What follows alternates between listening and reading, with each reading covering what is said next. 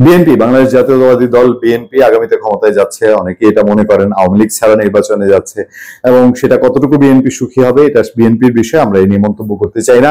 BNP ছাড়া ক্ষমতায় গিয়ে আওয়ামী লীগ কতটা সুখী হয়েছে, আওয়ামী লীগ টের পেয়েছে, হারে হারে টের পায় এখন।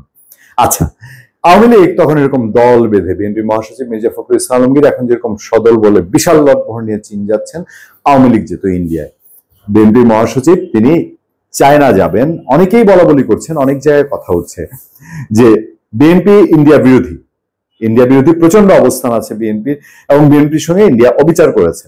বাংলাদেশের দল হিসেবে ইন্ডিয়া শুধু আওয়ামী লীগকে দেখেছে, আওয়ামী লীগ সমস্ত সুযোগ সুবিধা পেয়েছে, সমস্ত সম্পর্ক গড়ে তুলেছে। ইন্ডিয়ার সমস্ত পলিটিক্যাল দল, বাংলাদেশে পলিটিক্যাল দল আওয়ামী লীগের সঙ্গে সম্পর্ক করেছে, ফলে বিএনপির আতে ঘা লাগতেই পারে, এটা খুবই স্বাভাবিক, এটা নিয়ে বিশাল তর্কের কিছু নাই। আমাদের কাছে প্রশ্ন হলো যে ঠিক আছে, ইন্ডিয়া থেকে চাপে থাকতে থাকতে বিএনপি হয় চীনমুখী হতো, আর না হলে আমেরিকামুখী হতো, আর না হলে পাকিস্তানের সাথে খাতির করতো। তারেক রহমান মাস দুয়েক আগে একটা বক্তৃতায় কি বলেছিলেন যে আমরা ওয়াশিংটনও না, করাচিও না, পিন্ডিও না, বলেছিলেন না? তাহলে কি তারা বেইজিং? আমি প্রশ্নটা তুলতাম না, তুলছি এই কারণে, হাসছিও এই কারণে যে দেখেন, আওয়ামী লীগ চুজ করে নিয়েছিল ইন্ডিয়াকে, ইন্ডিয়ার শত্রু চীন, বিএনপি কি চুজ করে নিচ্ছে চায়নাকে। কপাল কি খারাপ আমাদের, দেখেন কপাল খারাপ, আমরা প্রায় আজকে 300 বছর ধরে গোলামির মধ্যেই আছি, ব্রিটিশদের আন্ডারে ছিলাম, এবং ব্রিটিশদেরকে আমাদের এখানকার রাজরাজারা, জমিদাররা প্রভু মনে করতো। এইটা হিন্দু মুসলিম নির্বিশেষে, হিন্দু জমিদার এবং মুসলমান জমিদার, তারা নিজেদেরকে ব্রিটিশ রাজের ভৃত্য মনে করতো, চাকর মনে করতো, এবং সেই হিসাবে বাংলাদেশের তাদের যারা প্রজা সামন্ত ছিল তাদেরকে চাকর করে রেখেছিল। আসলো পাকিস্তান এক হয়ে ভাই ভাই মিলে চলার কথা, পাকিস্তান বাংলাদেশের সমস্ত লুটপাট করে বাংলাদেশকে তাদের প্রভু ভৃত্য বানানোর চেষ্টা করলো, চাকর বানানোর চেষ্টা করলো। এরপরের এই লাস্ট 50 বছর, স্বাধীনতার পরের সময়টা আপনাদের জানা, একবার কেউ আসে চীনপন্থী, একবার আসে পাকিস্তানপন্থী, একবার আসে ওয়াশিংটনপন্থী, একবার আসে ভারতপন্থী।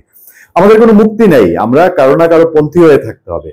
বিএনপির এবার যে সুযোগ, যে সুবর্ণ সুযোগ, আমি বলছি না যে বিএনপি এখন চীনপন্থী হয়ে গেছে বা শুধু চীনের সাপোর্ট নিয়ে চলছে, কিন্তু আলোচনায় কি আছে? আলোচনায় আছে হাসিনা সরকার বা আওয়ামী লীগ সরকারের পতনের পেছনে চীন এবং আমেরিকা দুইটা দেশের ভূমিকা আছে, এবং এই দুই দেশের মধ্যে এখন একটা দেশকে বেছে নেওয়া।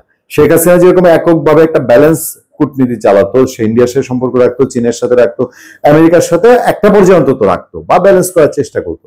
এখন একমুখী কোন রাজনীতির দিকে যাচ্ছে কিনা, আরেকটা জায়গায় আমি একটু মনোযোগ দিই। শেখ হাসিনা সরকারের শেষের দিকে এসে, আপনার মনে আছে বাংলাদেশে কমিউনিস্ট পার্টির যে দলগুলো, কমিউনিস্ট মানে নামে কমিউনিস্ট আর কি, হাজি ইউনূস সাহেব, হাজি মেনন সাহেব, দিলীপ বড়ুয়া হাজি হন নাই, কিন্তু দিলীপ বড়ুয়াও ছিলেন ওই টিমে। বাংলাদেশের যত কমিউনিস্ট পন্থী দলের চিফরা, তারা চায়না গিয়েছিল মিটিং করতে, এবং বেশ কয়েকদিন আরাম এসে খুব ঘুরে বেরিয়েছিল। চায়না থেকে আসার পর পায়ের নিচে মাটিটা কিন্তু কমিউনিস্ট দলদের সরে গেছে। এবং আমি জানি না দিলীপ বড়ুয়া এখন কেমন আছেন, কিন্তু হাসান রকিনুয়া এবং রাশেদ খান মেননের অবস্থা আপনারা দেখতে পাচ্ছেন। এখন আগামী নির্বাচন, এবং সেই নির্বাচনে আওয়ামী লীগ বিহীন নির্বাচন, একটা মাঠে একটা অংশ কিন্তু অলরেডি নাই। সেই প্রেক্ষাপটে এই চীন সফর কতটা ভূমিকা রাখে, এবং চীন কি আসলে ইন্ডিয়া যেভাবে বাংলাদেশের ভেতরে ইন্টারফেয়ার করেছে অতটা নেগেটিভলি না হলেও অন্য কোনোভাবে কি ইন্টারফেয়ারের ধান্দায় আছে? ধন্যবাদ সবাইকে, ভালো থাকবেন, সুস্থ থাকবেন, সত্য করোনা এবং সহনশীলতার সাথে আপনার সাথে আমি আতিক রহমান, পূর্ণিয়া।